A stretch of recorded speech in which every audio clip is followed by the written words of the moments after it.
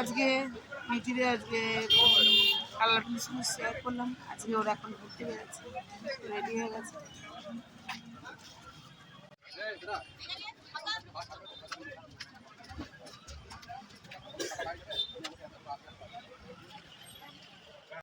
আমার মা কোন দিকে গেল, কিন্তু আমি যে পোস্টারে আছি এটা আমি কি দেখতে হবে না।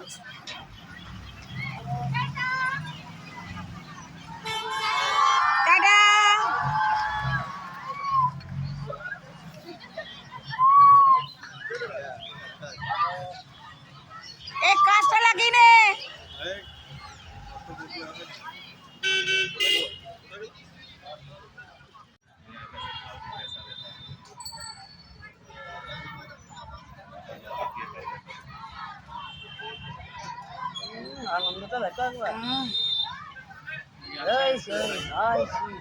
আগে মিশ্রা বসতে হবে।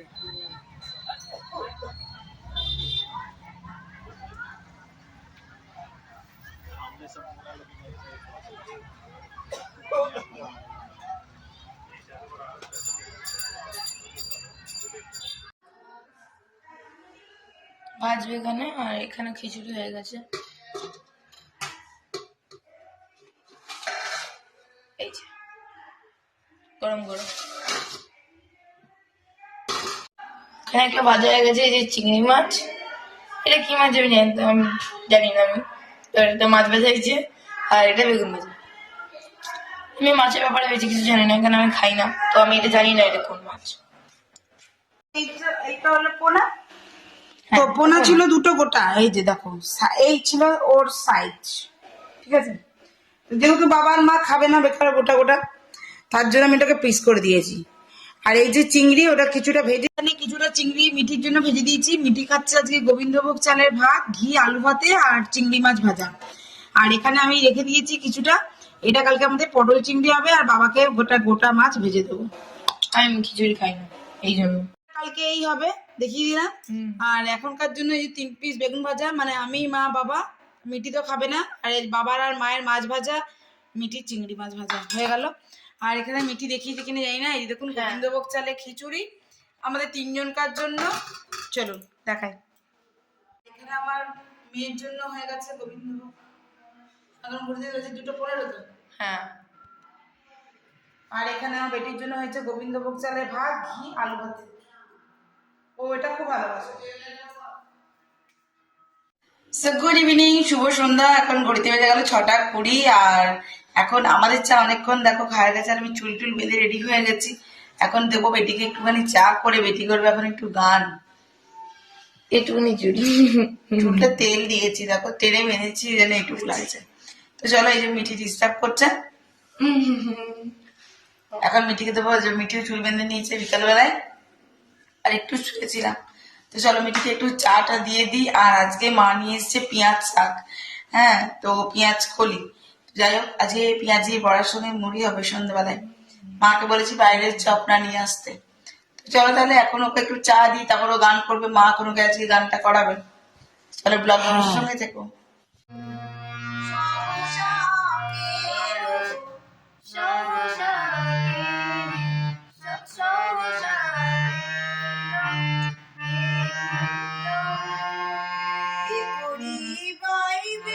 সো এখানে পেঁয়াজির বড়া বানাবো, দেখো তার জন্য আমি পেঁয়াজি কেটে নিয়েছি, শাকগুলো পেঁয়াজ কেটে নিয়েছি, পেঁয়াজির শাকটা প্লাস পেঁয়াজ সব কেটে নেওয়া হয়েছে। বেসন আর একটু কর্নফ্লাওয়ার দিয়েছি, আমি কিন্তু ময়দা ইউজ করিনি।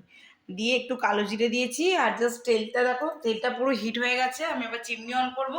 তো এখান থেকে আমি এই খুন্তিটা দিয়ে 3 খুন্তি মতন তেল তুলে নিয়েছিলাম এই ব্যাটারে দেওয়ার জন্য। এবার চলো, এটা গ্যাসটা একদম স্লো করে দিয়েছি। এটা একটু জাস্ট মিক্স আপ করে দেবো। মিক্স আপ হয়ে যাবার পরে আমি এবার ছোটো ছোটো করে বড়া করে দেবো। আর এদিকে দেখো এটা কড়াই বসিয়ে দিয়েছি। এইদিকে এটা কড়াই বসিয়ে দিয়েছি। কড়াইটার মধ্যে এবার মুড়িটা তাকাবো। তারপর আমরা খাবো পেঁয়াজি কড়াইটা। এতে একটু তেল আর জিরে দেবো, এই একটু কাঁচা লঙ্কা শুকিয়ে, মা লঙ্কাগুলো শুকিয়ে রাখে, দিয়ে তাহলে এবারে তেল লঙ্কা খড়ানো হয়ে যাবে। চলো এখানে দিয়ে দিলাম বড়া, ফার্স্ট বড়া চেপে গেছে আমার।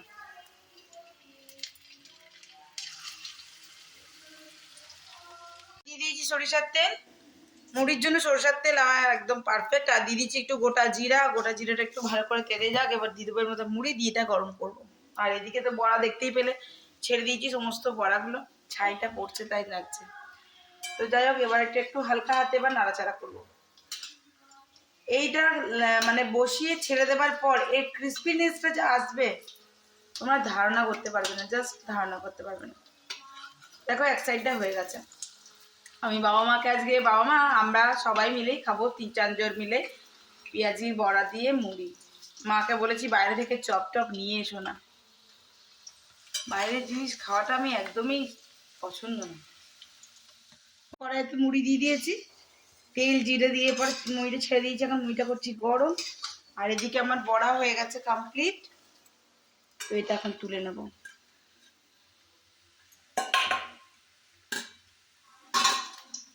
আওয়াজটা শুনে বুঝতে পারছো কত ক্রিস্পি হয়েছে। পারফরমেন্স। পাকোড়া ক্রিস্পি না হলে ভালো লাগে না। তো আমাদের মুড়ি খাওয়া তো কমপ্লিট, তোমাদের সঙ্গে শেয়ার করলাম। মুড়ির পর চলে এসছে আমি চায়ে, চা ছাড়া আমার একেবারে মানে ইনকমপ্লিট সমস্ত জিনিসটাই। তো যাই হোক এখন চায়ের তোড়জোড় চলছে আর কি, আমি এখানে বসিয়ে দিয়েছি। আর আমার চিনি কম চা, আর আমার বাবার তো একেবারেই চিনি নেই আর কি। তো এবার চাটা করে 4 জন মিলেই চা খাবো। তো চলো, আমি যে কদিন থাকি বা মানে যতক্ষণ থাকি, যতটুকু থাকি, আমি চেষ্টা করি মাকে একটু হাতে হাতে হেল্প করার। কেন আমার মা একা তো, সবসময় সবটাই একাই করে, সবটুকু একাই করে। যখন আমার বাবা অসুস্থ ছিল, অপারেশন করে নিয়ে আসলাম 3 বছর আগের কথা বলছি, তোমরা যারা ডেলি ব্লগ আমার ফলো করো, বাবাকে আমি নিয়ে ব্যাঙ্গালোর গেছিলাম, তখনও আমি এসে করতে পারিনি, মানে আমার বাবার সেবা আমি করতে পারিনি।